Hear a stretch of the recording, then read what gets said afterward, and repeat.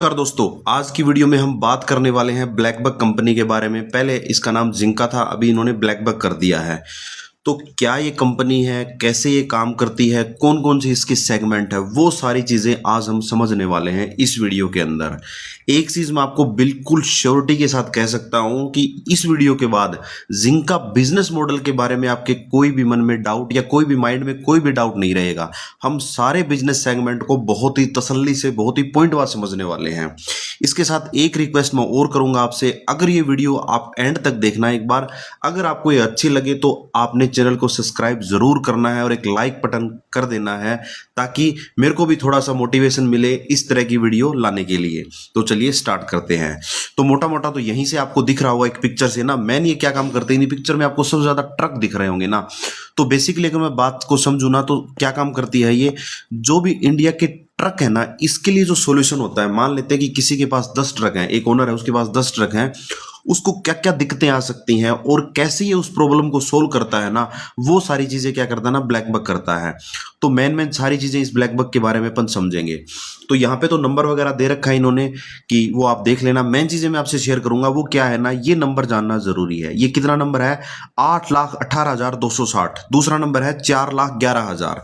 ठीक है, इससे पहले अपने को एक चीज पहले समझनी पड़ेगी। पहले इसके बिजनेस सेगमेंट को समझते हैं, उसके बाद हम दोबारा इस स्लाइड पे आएंगे। ये स्लाइड सबसे ज्यादा जरूरी है, क्या क्या ऑफरिंग करता है ये। तो सबसे पहले आता है टोलिंग। इसके लिए ना हम एक एग्जांपल ले लेते हैं। क्या एग्जांपल लेते हैं? हम एक एग्जांपल लेते हैं, मान लेते हैं कि कोई एक ट्रक ओनर है, उसके पास क्या है ना, 10 ट्रक हैं।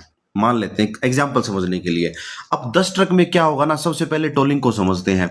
अब उसके ट्रक हर दिन मान लेते हैं कि जयपुर से लेके बंबई तक जाते हैं। अब रास्ते में बहुत सारे टोल आएंगे, तो टोलिंग सॉल्यूशन ये क्या देता है कि जो फास्टैग आता है ना, वो सारे के सारे इस 10 ट्रक पे ब्लैकबक के फास्टैग लग जाएंगे। अब आपका मन में ये डाउट आ सकता है कि यार ये नॉर्मल फास्टैग भी तो लगा सकते हैं, एयरटेल से लगा ले, कहीं से भी लगा ले, अब जिंका या ब्लैकबक का फास्टैग लगाना क्यों जरूरी है? तो कुछ चीजें अपन समझते हैं। सबसे पहले तो क्या होगा ना, अब 10 ट्रक के लिए हो सकता है कि चलो वो एयरटेल के 10 फास्टैग ले भी ले, लेकिन वहां पे क्या होती है ना, हर एक को मेंटेन रखना ओनर के लिए बहुत बड़ी सरदर्दी हो जाती है। अब मेंटेन कैसे रखेगा? 10 फास्टैग का रिचार्ज कराना। अगर मान लेते हैं कि किसी के अंदर बैलेंस कम हो गया, तो वो टोल के ऊपर जाके फिर से ब्लैक लिस्ट में आ जाएगा, वहां पे टाइम खत्म हो जाएगा। दूसरी चीज, और जब भी कोई ट्रक किसी भी फास्टैग को मतलब क्रॉस करेगा, तो उसके पास खाली एक मैसेज आ जाएगा। क्या मैसेज आएगा? कि इस टोल के ऊपर आपके 60 रुपए या 100 रुपए, 150 रुपए जो भी कटे ना, इतना ही मैसेज ओनर को मिलेगा, इससे ज्यादा कुछ नहीं मिलेगा। अब जो ब्लैकबक का क्या सॉल्यूशन उसको देता है, ब्लैकबक इस ओनर को एक ऐप दे देता है। यहां से क्या करेगा ना, 10 के 10 ट्रक में ब्लैकबक का एक फास्टैग लग जाएगा सभी गाड़ियों के ऊपर, और एक ऐप के थ्रू ये सारे की सारी चीजें मैनेज कर सकता है। दूसरी चीज क्या आती है ना, बहुत बार क्या होता है ना, टोल के ऊपर 2 बार टोल काट लिए जाते हैं, कई बार आपने भी नोटिस किया होगा। अगर ऐसा कुछ होता है ना, तो भी क्या होगा, ओनर के पास एक मैसेज जाएगा कि 2 बार टोल क्रॉस हुआ है। अब दिक्कत क्या होती है ना, ट्रक के अंदर क्या होता है ना, जो टोल होता है वो अलग अलग ट्रक पे अलग अलग होता है। पिकअप के लिए अलग होता है, उससे लंबी गाड़ी के लिए अलग होता है। तो कई बार टोल वाली कंपनी वो भी गलत काट लेती है। तो ओनर को ये भी पता होगा कि मेरे पास कितनी गाड़ियां हैं और मेरा टोल सही कट रहा है या नहीं कट रहा है। तो ये सारी चीजें क्या करता है ना, ब्लैकबक ऑफर करता है, जिसके कारण ये मतलब इसका जो ऑफरिंग है ना, बहुत आसान हो जाती है, यानी ये बहुत ईजी बना देता है उस चीज को। तो दूसरे के ऊपर दूसरा क्या इनका वर्टिकुलर है, व्हीकल ट्रैकिंग। अब व्हीकल ट्रैकिंग में जैसा इसका नाम देख रहे हो, यहाँ पे एक डिवाइस मिलता है जो व्हीकल को ट्रैक कर सकता है। अब ये अपने मन में डाउट आएगा कि नॉर्मल जीपीएस डिवाइस भी लगा सकते हैं। नॉर्मल जीपीएस डिवाइस में क्या होगा ना, आपको ट्रक की खाली लोकेशन दिखेगी, कहाँ कहाँ पे ट्रक मूव हो रहा है, इसके अलावा आपको कोई जानकारी वहां पे नहीं मिलती। लेकिन ब्लैकबक का जो ट्रैकिंग सिस्टम है, उसमें क्या होगा ना, आपको एक तो डिटेल के साथ जानकारी मिलेगी कि ट्रक कहां पे आपका मूव कर रहा है। इसके साथ दूसरा क्या होगा ना, आप एक लिंक, यानी लिंक के थ्रू वो डिटेल, आप जिसके पास माल जा रहा है उसके साथ वो लिंक की डिटेल आप शेयर भी कर सकते हैं, ताकि वो भी देख सके कि उसका माल कहां तक पहुंचा और कब तक ट्रक की डिलीवरी उसके पास हो जाएगी। ये दूसरी चीज व्हीकल ट्रैकिंग में मिलती है। इसके अलावा क्या किया ना, ब्लैकबक ने अभी एआईएस पे मूव किया है। अब एआईएस क्या है ना, ऑटोमेटिक इंटेलिजेंट सिस्टम है।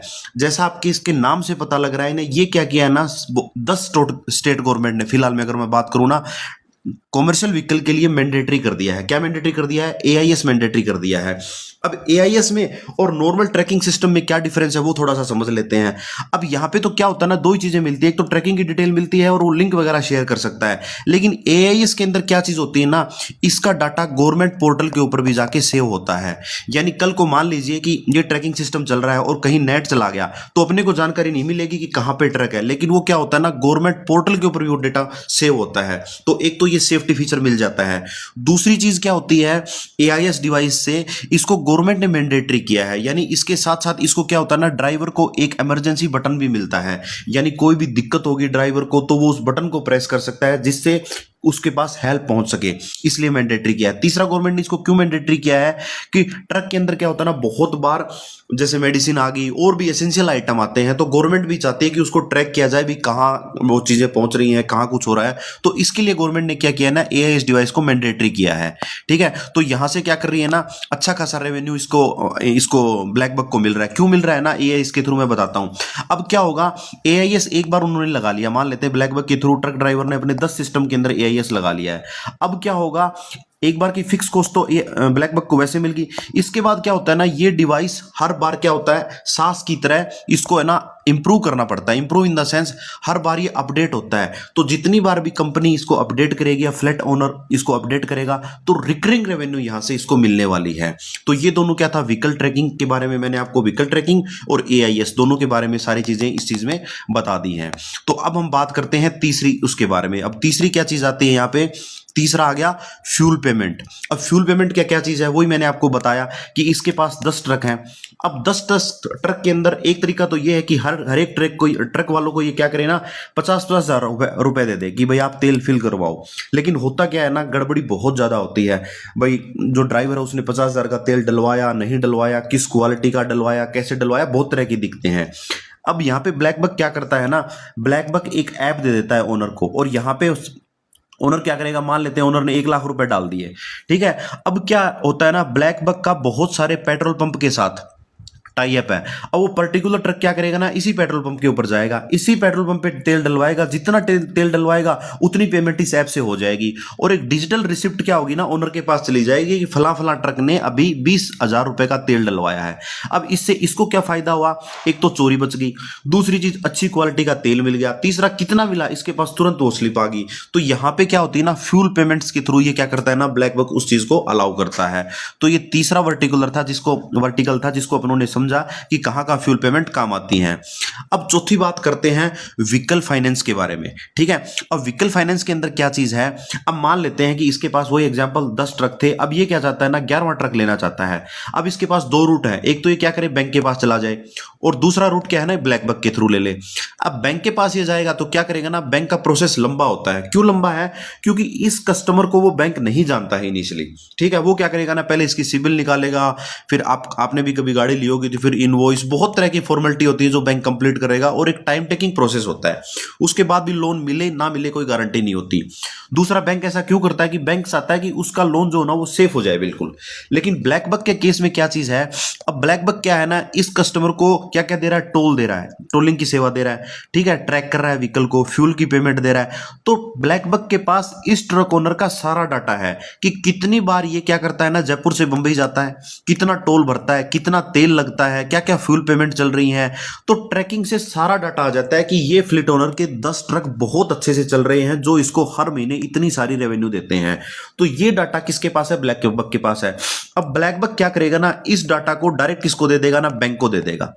अब क्या हो गया, बैंक के पास क्या होगा ना, एक अच्छी लीड आ गई है। ठीक है, कि सारा रिकॉर्ड सब कुछ पता है। इसके ब्याह पे बैंक क्या करता है ना, मान लेते हैं इस बंदे को 20 लाख रुपए का लोन दे देता है नया ट्रक खरीदने के लिए। तो ब्लैक बक को क्या फायदा होगा, सबसे पहले लीड को सोर्स करने के लिए बैंक इसको ब्लैक बक को पैसे देगा, एक नंबर चीज। दूसरी नंबर चीज क्या करता है ना, व्हीकल फाइनेंस में अभी तक ब्लैक बक ने क्या किया, मान लो 20 लाख का लोन दिया तो 20 लाख में से 18 लाख तो बैंक दे रहा अभी और 2 लाख ब्लैक बक दे रहा अपना हिस्सा। लेकिन क्या करता है ना, इस पूरे 18 लाख की ईएमआई भी इससे कलेक्ट कौन करता है, ब्लैक बक करता है। तो यहां भी ये बैंक से कमीशन लेता है, यानी यहां से भी बैंक को एक रिकरिंग रेवेन्यू हर बार आती रहती है। तो इसमें ओनर का भी फायदा है कि तुरंत लोन मिल गया, बैंक का भी फायदा है एक अच्छी लीड मिल गई और ब्लैक बक का भी फायदा है। क्या फायदा है कि उसको एक अच्छा कस्टमर तुरंत मिल गया। तो इस हिसाब से क्या होता है ना, व्हीकल फाइनेंस के थ्रू ब्लैक बक काम करता है। अब समझते हैं नेक्स्ट वर्टिकल के बारे में, जो है लोड क्लासिफाइड। अब लोड क्लासिफाइड क्या चीज है, वही मान लेते हैं कि इस ओनर का ट्रक गया बंबई के अंदर। अब बंबई में क्या चीज हुई, बंबई में इसने क्या किया ना, ट्रक को खाली कर दिया, लेकिन वापस लोड आने के लिए दिक्कत हो जाती है, क्योंकि एक बार में तो श्योरिटी होती है कि ट्रक माल पूरा हो गया, लेकिन आते टाइम सामान मिले ना मिले वो बड़ी दिक्कत होती है। तो ये क्या करता है ब्लैक बक अपने ऐप के ऊपर क्लासिफाइड लोड, यानी बहुत सारे लोग ऐसे भी होंगे जो बंबई से जयपुर माल भेजना चाह रहे होंगे, तो ये क्या करता है ना, लोड क्लासिफाइड के अंदर लोड डाल देता है कि भाई 1000 किलो इस फलाने फलाने आदमी का लोड है जो बंबई से जयपुर जाना है। तो वहां से क्या करते हैं ना, फ्लीट ओनर क्या करते हैं, उस लोड को बुक कर सकते हैं, यानी लोड को क्लासिफाइड कर देता है इन सारे लोगों के लिए। तो यहां से एक इनकम कमाता है। इसके बाद नेक्स्ट वर्टिकल आता है सुपर लोड का। अब यहां पे दिक्कत, सुपर लोड अब क्या चीज है वो थोड़ा सा समझ लेते हैं। अब सुपर लोड और इसमें क्या फर्क है, अब मैंने आपको क्लासिफाइड लोड समझाया था, इसमें तो क्या करेगा ना ब्लैक बक, खाली ये डाल देगा ऐप के ऊपर कि 1000 किलो का लोड चाहिए, किसको चाहिए, किसी मतलब इस साइट के ऊपर आपको मिलेगा, अगर कोई बंबई से जयपुर जा रहा है तो इसको ले सकता है। तो खाली ब्लैक बक ने इतनी जानकारी डाली, बाकी सारा काम कौन करेगा ना, ट्रक का ओनर करेगा, फ्लीट का मालिक है ना वो करेगा, कि उसको लोड मिलता है नहीं मिलता है, क्या होता है, आगे लेके आता है नहीं लेके आता, इसमें कोई रोल नहीं है ब्लैक बक का। लेकिन सुपर लोड के अंदर क्या होता है कि सारा का सारा ए से लेके जेड तक की सारी मैनेजमेंट कौन करता है, ब्लैक बक करता है। यानी उस फ्लीट ओनर को, यानी जयपुर, इसने क्या जयपुर से बंबई आया, बंबई से जयपुर के वापसी के लिए इसको सुपर लोड के तहत क्या मिलेगा ना, इसको मान लेते हैं 1000 किलो का लोड चाहिए, तो 1000 किलो का इसका लोड भी मिलेगा, उसकी पेमेंट भी यही करेगा, उसको पहुंचाने का काम भी यही करेगा, सारी की सारी ट्रैकिंग कौन करेगा ना, ब्लैक बक करेगा। अब यहां पे तो खाली ये क्या करता था ना, खाली साइट पे अपलोड करता था तो मार्जिन कम है, लेकिन यहां पे ए से लेके जेड तक का काम ये कर रहा है, तो यहां पे मार्जिन बहुत सॉलिड है। तो ये इनका सुपर लोड का बिजनेस है। उम्मीद आपको समझ में आ गया होगा क्लासिफाइड लोड और सुपर लोड में क्या डिफरेंस है। अब चलते हैं नेक्स्ट वर्टिकल की ओर। नेक्स्ट वर्टिकल क्या है इनका, फ्यूल सेंसर। और फ्यूल सेंसर क्या चीज है, जैसा इसका नाम से पता लग रहा, ये क्या करता है ना, फ्यूल की सेंसरिंग करता है। अब क्या होता है कि मान लेते हैं कि इसका वही ट्रक जयपुर से बंबई आया और इसने जयपुर से बंबई के हिसाब से ट्रक के अंदर लगभग ये मानो 100 लीटर तेल डलवा दिया, लेकिन क्या होता है कि रास्ते के अंदर ट्रक को रोक लिया या तेल निकाल लिया, ये सारी चीजें पहले बहुत होती थी। अगर आपने सुना भी होगा कि कहीं नहीं चाचा ताऊ के पास ट्रक होगा तो ये क्या करते हैं ना, ब्लैक बक उस टंकी के अंदर एक सेंसर लगा देते हैं। अब सेंसर लगाने से क्या होगा ना, एकदम से अगर तेल का लेवल घटा है तो पता लग जाएगा, डिस्टेंस के हिसाब से भी तेल कम हुआ है तो भी पता लग जाएगा, सारी की सारी डिटेल इस ओनर को जाएंगी ऐप के थ्रू। तो ये एक बड़ी हेल्प कर देता है ओनर की फ्यूल बचाने के लिए। ठीक है, तो ये कौन सा बिजनेस आ गया, फ्यूल सेंसर का बिजनेस आ गया।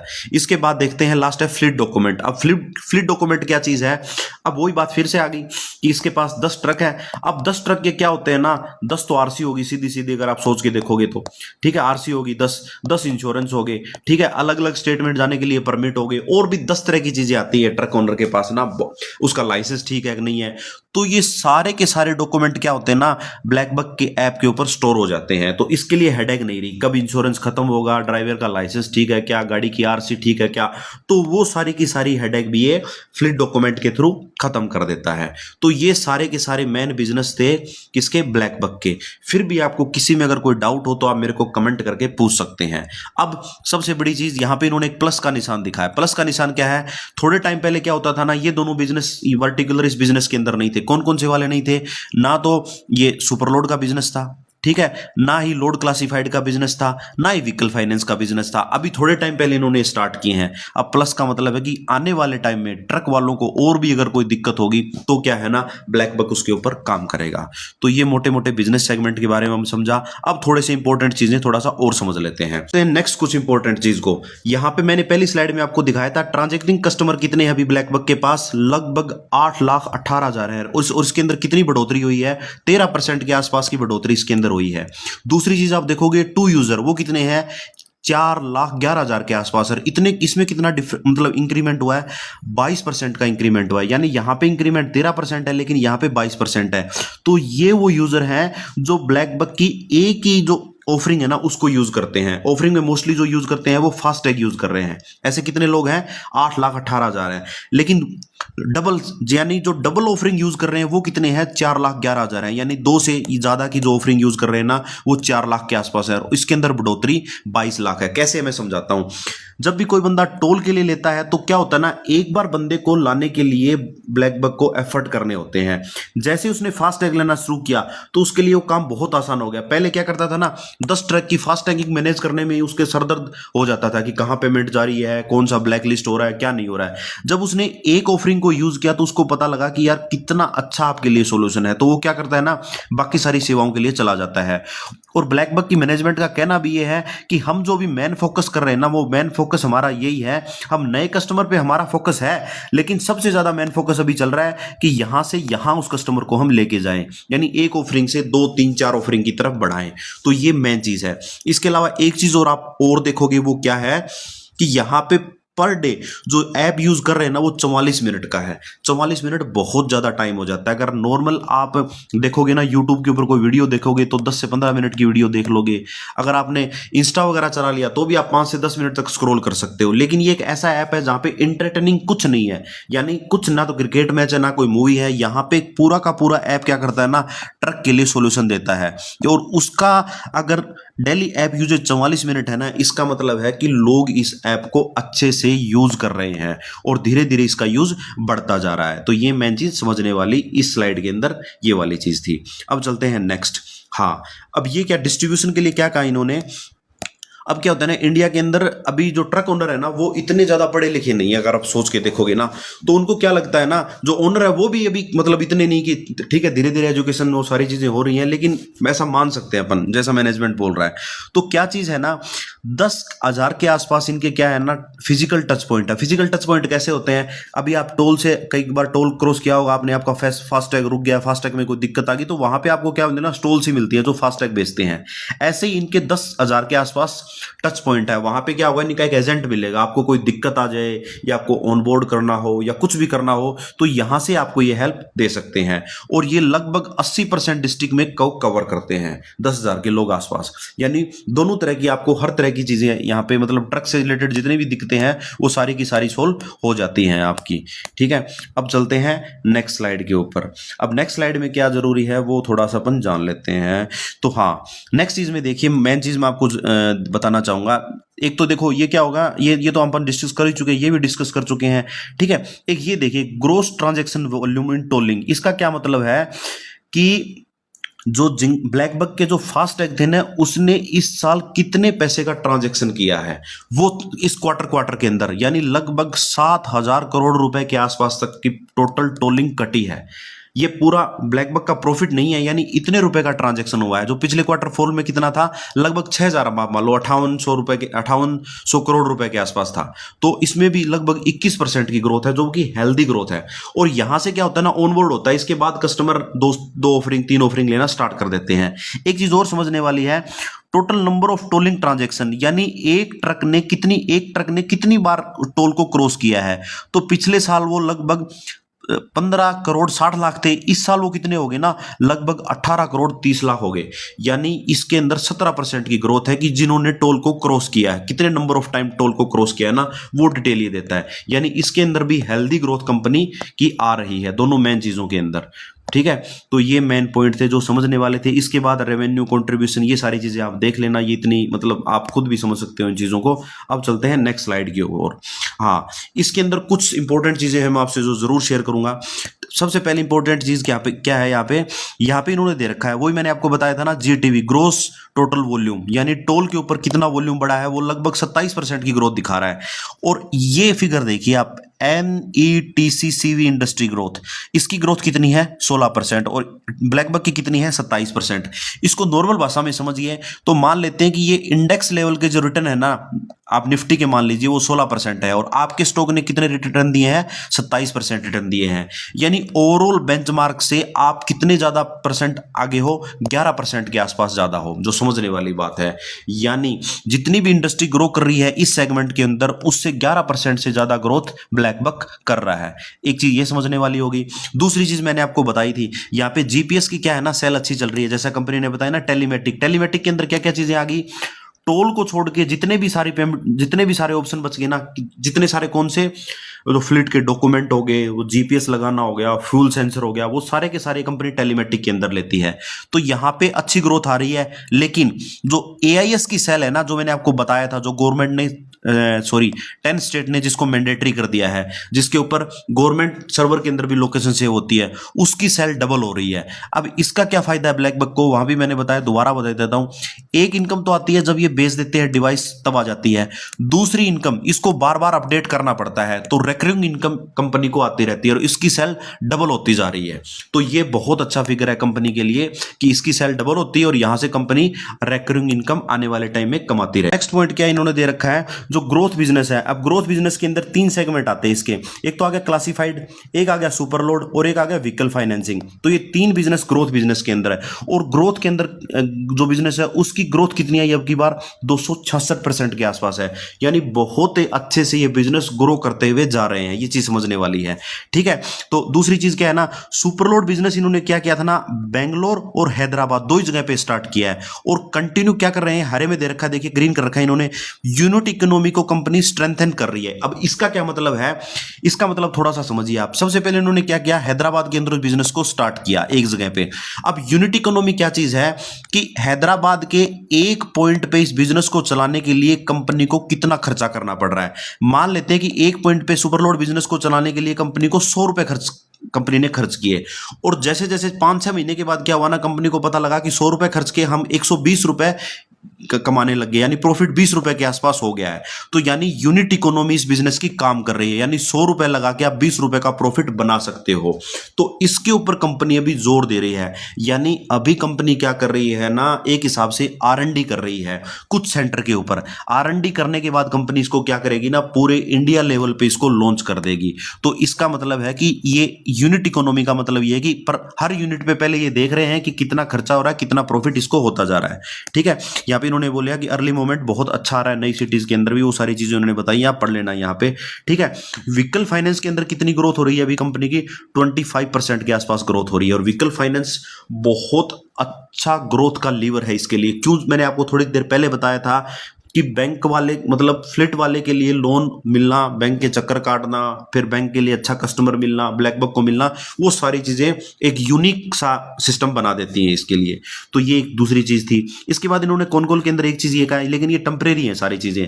ये बोल रहे हैं कि आने वाले क्वार्टर में क्या हो सकता है ना, शॉर्ट टर्म हेडविंड मिल सकती है। क्यों मिल सकती हैं, क्योंकि एक तो फ्यूल नहीं आया यूएस ईरान वॉर के कारण, तो जिसके कारण क्या हुआ ना, ट्रक का जो आना जाना था वो कम हो गया। तो ट्रक अगर जाएगा कम तो टोल भी कम मिलेगा, सारी चीजें, फ्यूल सेंसर वगैरह सारी चीजें हो जाएंगी। इसके बाद एक चीज उन्होंने और कही है कि फ्यूल की शॉर्टेज के कारण क्या क्या ना, जो ओएमसी थी ना, उन्होंने क्या कर दिया ना, टेम्परेरी जो लॉयल्टी प्रोग्राम था उसको खत्म कर दिया। अब ओएमसी क्या है, ऑयल मैन्युफैक्चरिंग कंपनी है। उन्होंने लॉयल्टी प्रोग्राम किसको देते थे, ट्रक ओनर को देते थे। अब लॉयल्टी प्रोग्राम क्या देते थे कि मान लेते हैं कि एक ट्रक ओनर अगर एक महीने में अगर 1000 या 10,000 लीटर तेल डलवाता है तो उसको कुछ पॉइंट वगैरह दे देते थे।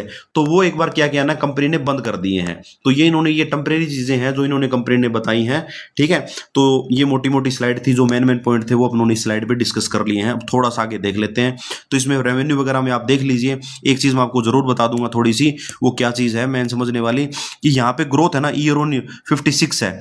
ठीक है, और टोटल इनकम के अंदर अगर देखें तो, लेकिन जो कॉस्ट है ना वो कितनी बड़ी है, लगभग 39% के आसपास बड़ी है। यानी ऑपरेटिंग लिवरेज भी कंपनी को मिल रहा है। और अभी तो क्या है ना, कम ऑपरेटिंग लिवरेज दिख रहा है। क्यों दिख रहा है ना, क्योंकि कंपनी क्या कर रही है ना, अपने ग्रोथ बिजनेस के अंदर, कोर बिजनेस से तो क्या कर रही है ना, कंपनी कैश जनरेट कर रही है, उसको कहाँ इन्वेस्ट कर रही है, ग्रोथ बिजनेस में इन्वेस्ट कर रही है। ग्रोथ आप देखेंगे यहाँ पे 29% की ग्रोथ है, और यहाँ पे कितनी ग्रोथ है, 300% के आसपास की ग्रोथ है।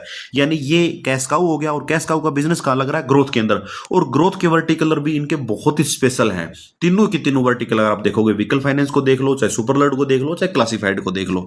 तो ये सारी चीजें इस स्लाइड में अपने को डिस्कस करने वाली थी। हाँ, ये भी इंपॉर्टेंट स्लाइड है। यहाँ पे आप देखोगे कि पैट लेवल पे देख लीजिए आप, 2023 में कंपनी नेगेटिव में कितनी थी ना, 300 करोड़ का लॉस था कंपनी को। फिर कितना हुआ, 193 हुआ। उससे पिछले साल 9 करोड़ रुपए का लॉस हुआ, और अब कंपनी ने 160 करोड़ रुपए का प्रॉफिट बना दिया।